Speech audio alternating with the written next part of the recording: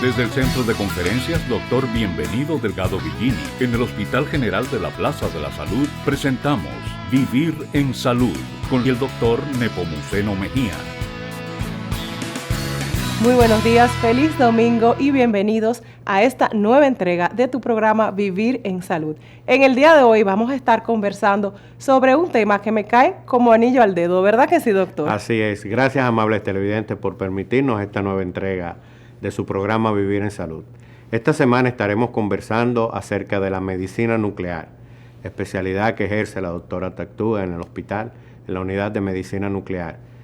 Modalidad diagnóstica y terapéutica que ofrece grandes ventajas y oportunidades en las patologías que así lo requieren. Vamos a una breve pausa y desarrollo del contenido.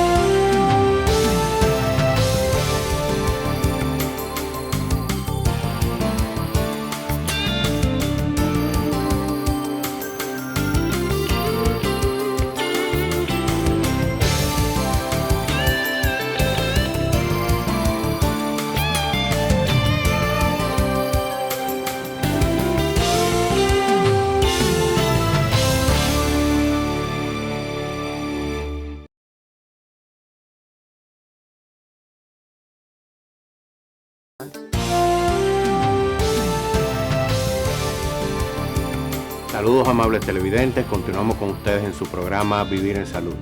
En esta oportunidad vamos a conversar con la doctora Nicole Tactú, quien es médico nuclear y que al mismo tiempo nos acompaña en la conducción de este programa, hoy en su rol de médico nuclear. Así que gracias, doctora, por estar con nosotros. Correcto, por aquí estamos de este lado. Muy bien. Gracias a usted, doctor, por la invitación. Siempre es un placer estar aquí sentada con usted. Qué bueno, doctor. Usted como experta en medicina nuclear, vamos a conversar para que los amables televidentes que nos escuchan y nos ven, pues puedan edificarse acerca de lo que es la medicina nuclear, sí, que tiene un nombre como muy adecuada a los tiempos, que asusta, no sé cuánto, o sea, vamos a ver qué tenemos ahí. Bueno, pues bien, la medicina nuclear es la rama de la medicina que se encarga del diagnóstico y tratamiento de algunas patologías utilizando isótopos radiactivos. Dentro de la parte diagnóstica por imagen, el isótopo más utilizado es el tecnecio. Este lo vamos a unir a un fármaco específico dependiendo del órgano o sistema que queramos estudiar, sí, y se lo vamos a administrar al paciente por vía endovenosa principalmente. Y luego con un equipo detector de radiación gamma que se llama gamma cámara, vamos a obtener imágenes que son imágenes funcionales, es decir, que nos van a hablar sobre cómo están funcionando esos órganos y sistemas que estamos estudiando. Dentro de la parte de tratamiento, correcto, pues cabe mencionar el más importante, que es la terapia con yodo radiactivo, el cual se ha utilizado durante décadas de forma muy segura para tratar dos condiciones importantes del tiroides, que son el hipertiroidismo y el cáncer diferenciado de tiroides. Muy bien, yo quiero volver al tema de la posibilidad de diagnóstico, sí, y tratamiento, pero más al diagnóstico. Ajá. ¿Cuáles son las áreas donde la medicina nuclear arroja beneficio, valor, se utiliza para llegar a un mejor diagnóstico? Bien. Tenemos diferentes estudios dentro, sí, de la medicina nuclear. Entre los más importantes cabe mencionar la gammagrafía o rastreo de hueso, correcto, que es importantísima para la detección de metástasis ósea. Una metástasis es cuando una lesión de una lesión tumoral, correcto, que está en otro lugar, primaria, por ejemplo, hueso, por ejemplo, mama, próstata, pulmón, pues sale de ahí por el torrente sanguíneo, se disemina a otras partes del cuerpo. Entonces, con una gammagrafía ósea podemos detectar las metástasis óseas de otras lesiones primarias como cáncer de mama, próstata, pulmón, que son los que más tienden a dar metástasis a hueso. También tenemos una gammagrafía renal, sí, que nos habla sobre cómo está funcionando los riñones, nos da un % de función de cada riñón por separado. Tenemos una gammagrafía de tiroides importantísima para evaluar la función del tiroides. Sí. Podemos establecer las diferentes causas de hipertiroidismo, que serían una enfermedad de Graves, un nódulo autónomo, una tiroiditis, un bócido nodular tóxico. Ese diagnóstico diferencial de la causa del hipertiroidismo la podemos tener con la gammagrafía de tiroides. También tenemos una gammagrafía de perfusión pulmonar, que nos sirve para valorar tromboembolismo pulmonar. Así también tenemos una de paratiroides, una de vía biliares, de hígado, de sangrado gastrointestinal. un sinnúmero más de estudios, cada uno con sus indicaciones para específicas. Identificar procesos infecciosos. También tenemos una gamografía de rastreo de infección, súper útil para valorar, por ejemplo, las prótesis, los reemplazos articulares de cadera, de rodilla, para ver si están infectadas, para ver osteomielitis en pacientes con fracturas, etcétera. ¿Cómo la medicina nuclear contribuye al trabajo en el abordaje de las patologías cardiovasculares? En la parte cardiovascular, pues tenemos el SPECT cardíaco, un estudio súper importante que se utiliza para valorar si hay isquemia del músculo cardíaco y entonces ahí poder referir al paciente que necesita una intervención, ya sea cateterismo o una cirugía de corazón abierto. Acerca de esas terapias específicas que se utilizan en la medicina nuclear, muy frecuente, como es la terapia con yodo radioactivo. ¿Qué es? ¿En qué consiste? ¿Qué se hace? Bueno, tal como mencioné al inicio, el yodo radioactivo se ha utilizado durante décadas de forma muy segura para tratar dos condiciones importantes del tiroides. Este yodo radioactivo se administra al paciente vía oral. Existen dos presentaciones, o en cápsulas o una presentación líquida, que es la que más llega al país. Es una agüita incolora, sin sabor, no sabe a nada. El paciente la ingiere y listo, eso es todo con la terapia. Entonces, luego que el paciente ingiere el yodo radioactivo, este va a pasar al torrente sanguíneo y de ahí va a ser atrapado por la glándula tiroides. Luego que esté atrapado, pues va a producir una ablación, es decir, va a producir una destrucción o muerte celular secundaria a la irradiación, con una característica muy importante, de que este yodo radioactivo va a destruir tanto el tejido benigno como el tejido maligno. Por eso es útil para tratar el hipertiroidismo, que es una condición benigna del tiroides, y el cáncer diferencial de tiroides, que es una condición maligna.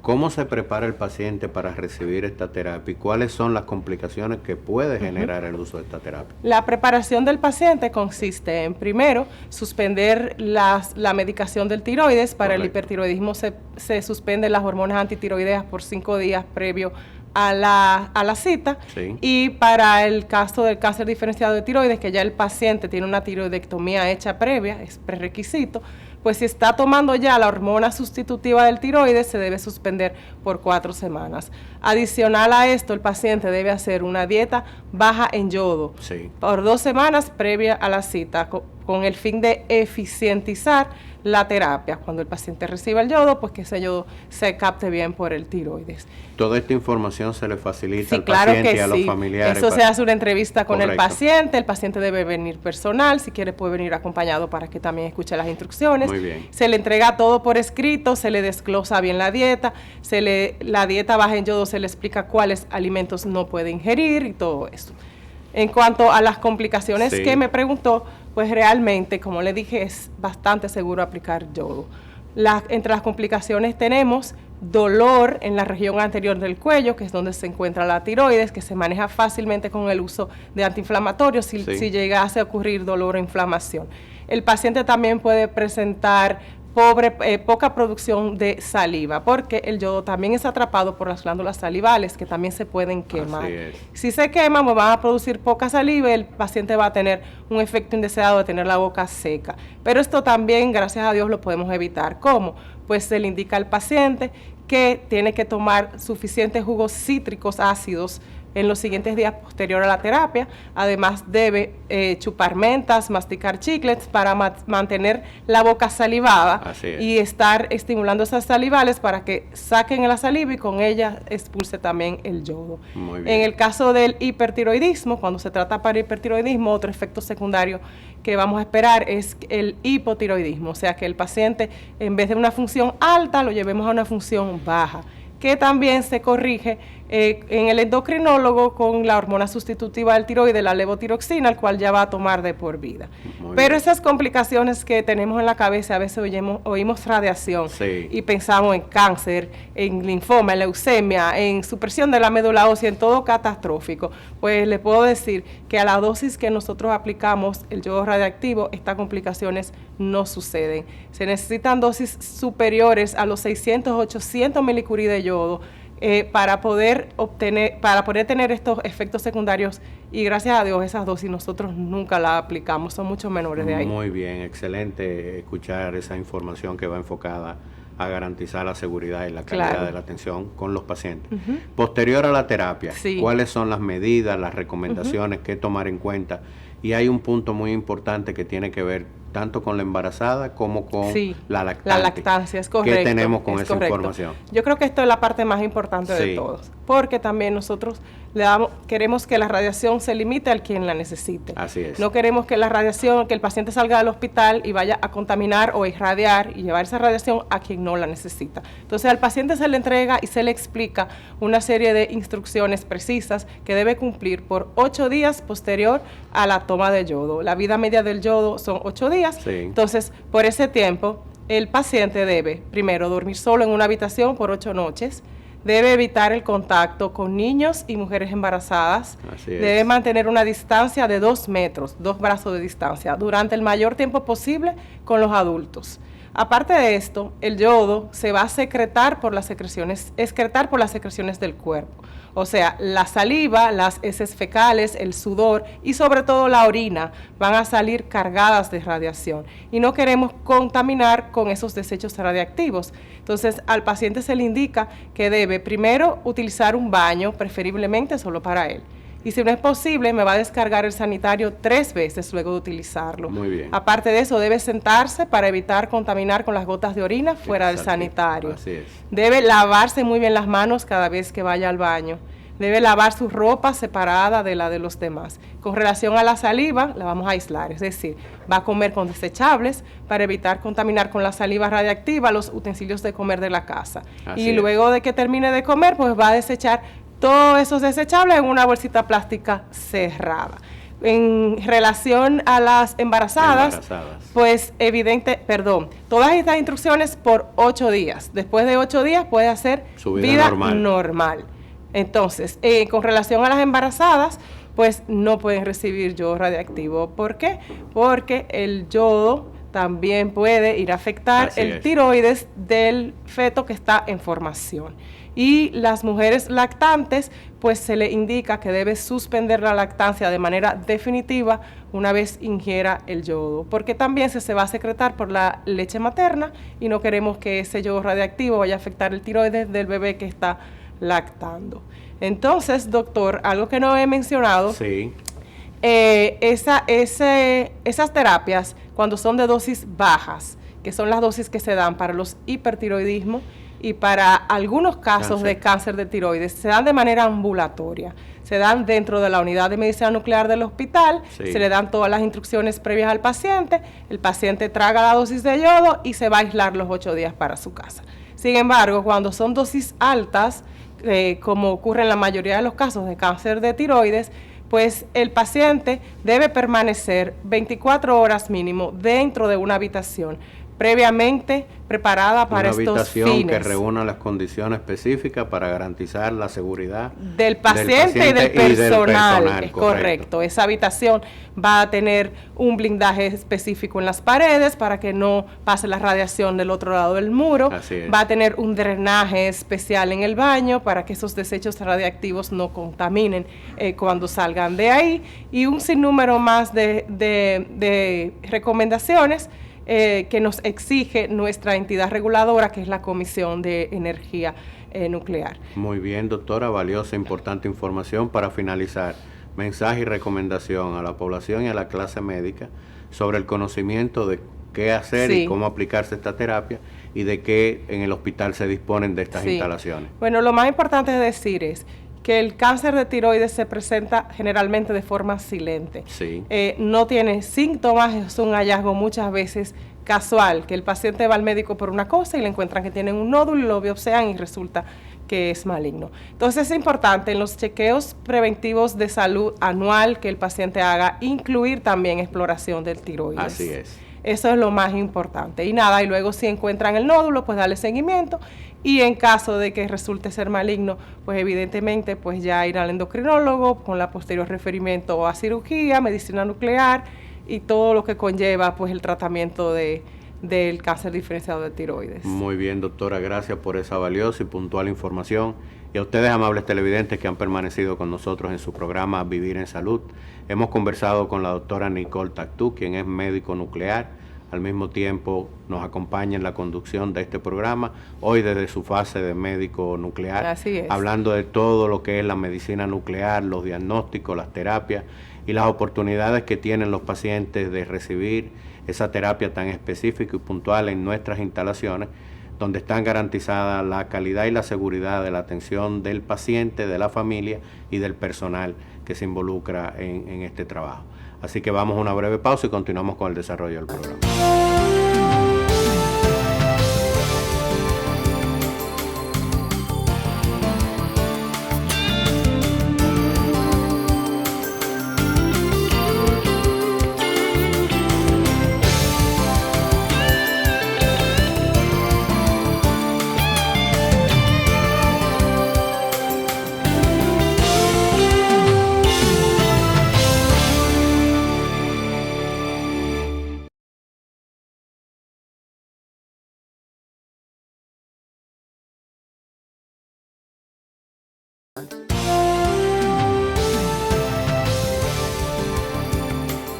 Estamos de vuelta, ahora de este lado de la silla. Me encuentro en compañía del doctor Víctor Atala. Él es cardiólogo con una subespecialidad en cardiología nuclear y vamos a estar conversando sobre los SPECT cardíacos. Doctor, ¿cómo está? Muy bien, gracias. Bienvenido y gracias por acompañar. Gracias. Aquí nos vemos allí, nos vemos aquí. Y aquí también. Qué bien compartir aquí también. Gracias, perfecto. doctor. Mire, yo estoy segura que la mayoría de los amigos que nos ven en casa es la primera vez que escuchan el SPECT cardíaco. Cuéntenos un poco qué es y qué se busca con esta prueba diagnóstica. Cómo no. El SPECT cardíaco es una prueba de medicina nuclear enfocada en el corazón. Lo que buscamos básicamente es inyectar algunas sustancias o una sustancia específicamente que nos permita ver cómo está la circulación del corazón y cómo está la función del corazón. Así nos permite ver si ha habido infarto, si hay áreas que están en riesgo y peligros. Y también nos permite saber cómo está la viabilidad del corazón, cómo está la fuerza y lo demás del corazón. Es una prueba muy utilizada, tiene ya más de unos 30 y pico de años utilizándose y todavía sigue siendo una de las pruebas más usadas para saber cómo está la condición del paciente. El SPECT es un acrónimo para lo que en inglés significa tomografía computada de emisión de fotones únicos. Pero básicamente lo que hacemos es, como te explicaba, que inyectamos una sustancia, esa sustancia tiene afinidad por el corazón, entonces nos permite capturar en una cámara, la gamma cámara, cómo esa sustancia llega a las paredes del corazón. Y nos permite decir si no le llega bien, es que ha habido un infarto o que hay una obstrucción que no impide el flujo de sangre a esa área. ¿Y cuál sería el cuadro clínico o la sintomatología que debe presentar un paciente para que su médico le indique un SPECT cardíaco? Bien, como te digo, tiene múltiples aplicaciones. Casi siempre la más indicada es cuando hay sospecha de que el paciente tiene isquemia o falta de flujo coronario. Casi siempre los pacientes que tienen muchos factores de riesgo también se puede hacer de manera preventiva para saber si ese paciente tiene un área del corazón que no le está llegando sangre adecuadamente. Muchas veces los pacientes no tienen síntomas y cuando uno le hace esta prueba detecta cosas que no se ven a simple vista. Entonces, en los pacientes con alta sospecha que tengan muchos factores de riesgo, los médicos tienen que indicarla también. ¿Cómo cuáles serían esos factores? Muy bien. Los factores de riesgo más comunes serían el sobrepeso, el colesterol elevado, fumar, diabetes. Esos son los factores. Hipertensión. Hipertensión, obviamente. Tenemos factores de riesgo que son no controlables, como la herencia, la edad y ese tipo de cosas. Los hombres por encima de los 40 años, las mujeres por encima de los 50 años tienden a tener ya un factor de riesgo. Entonces, en esos pacientes con múltiples factores de riesgo, uno tiende a veces a utilizar estas pruebas para saber, porque en condiciones de reposo puede ser que no pase nada. Entonces, cuando uno hace el ejercicio del paciente o lo estimula a hacer ejercicio o pone el corazón a trabajar forzado, como decimos en una prueba de esfuerzo, entonces uno detecta cosas que no se ven a simple vista. ¿Y en qué consiste la prueba? ¿Qué debe esperar un paciente cuando se le refiere esta prueba y llega a la unidad de medicina nuclear? ¿Qué se le va a hacer? Si hay un team encargado siempre, bien dinámico y todo protocolarizado, en el cual el paciente primero recibe información antes de la prueba de esfuerzo de cómo ir preparado, se le manda una hoja con todas las instrucciones para que el paciente llegue en la mejor de las condiciones, se le comunica al médico también esta información. Cuando llega el paciente allá, se le prepara, se le coloca algo en las venas, un pequeño catéter casi indoloro. Ese catéter se canaliza, nos permite tener la vía de acceso rápida para inyectar la sustancia que nos permita ver el corazón. Usualmente, en la mayoría de pacientes, hacemos dos tomas. Una toma en reposo, para ver cómo está el corazón en reposo, si ha habido infarto previo, cómo está la función, y una toma después del esfuerzo para saber si con el esfuerzo, como te decía anteriormente, nosotros producimos cambios en el corazón. O sea, llevamos al paciente a una caminadora para hacer una prueba de esfuerzo. Sí, puede ser una caminadora, en algunos pacientes utilizamos bicicleta, en algunos pacientes que no pueden caminar o hacer ejercicio, utilizamos métodos alternos que se llamarían pruebas farmacológicas. Pero yo, en mi experiencia, entiendo que más del 95% de los pacientes usted puede hacer una prueba de esfuerzo, a menos que el paciente tenga una amputación o algo así, ese tipo de cosas. En algunos pacientes solamente se hace la prueba de viabilidad, una sola inyección en reposo, que es cuando buscamos saber qué parte del corazón está vivo o viable o se puede trabajar. Por ejemplo, si a un paciente le hacen un cateterismo y encuentran que tiene obstrucciones cardíacas y la fuerza del corazón está débil, entonces el médico tiene la pregunta, ¿vale la pena que yo le abra esa arteria a ese paciente? Sí, claro. Si yo le hago este estudio y esa parte que tiene la arteria obstruida no está viable, quiere decir, entre comillas, está muerta, está fibrosada o es una cicatriz, la necesidad de hacer la intervención se pierde ya porque no vamos a ganar nada. Sí. Entonces, esa es una prueba muy importante en muchos pacientes también. ¿Y existe alguna contraindicación para realizar un SPECT cardíaco? Sí, bueno, las contraindicaciones son muy mínimas. A diferencia de los estudios radiológicos normales, en los cuales se inyecta un contraste o algo, el contraste puede producir alergia o afecta al riñón. Las pruebas de medicina nuclear casi siempre no tienen ese tipo de efectos. Correcto. No inducen alergias y como no son contrastes, no afectan al riñón. Las contraindicaciones normales de toda radiación, mujeres embarazadas, serían eso. Y las contraindicaciones en pacientes que tengan prueba de esfuerzo, entonces eso se utilizan en las pruebas alternativas. Pero casi siempre yo diría que en más de un 98% de los pacientes se puede aplicar esta prueba sin algún tipo de prueba de SPECT, se puede utilizar. Correcto. Muchísimas gracias, doctor. Para finalizar, ¿alguna recomendación que le quiera dar a nuestra audiencia, ya que estamos hablando sobre infartos y isquemia al miocardio, en cuanto a prevención? Sí, cómo no. La prevención cardiovascular depende de dos cosas, casi siempre, del paciente y del médico. En la parte del paciente está la concienciación, adquirir educación, cambiar los estilos de vida, ejercicio, dormir bien, evitar el alcohol, el tabaco y lo demás, una dieta adecuada. Y yo siempre digo que en la parte del médico, que va con el paciente también, que es acudir al médico a sus chequeos preventivos adecuados de manera rutinaria. Porque entonces uno así puede detectar las cosas a tiempo antes de que pasen las cosas. La salud es quizás el don más preciado que tenemos. Y depende de hacer las cosas bien en el momento correcto, para que no nos agarren asando batalla, como digo yo. Excelente recomendación, doctor. Muchísimas gracias por acompañarnos. A ti, de verdad. Gracias a ustedes también. Vamos a una breve pausa y regresamos en breve.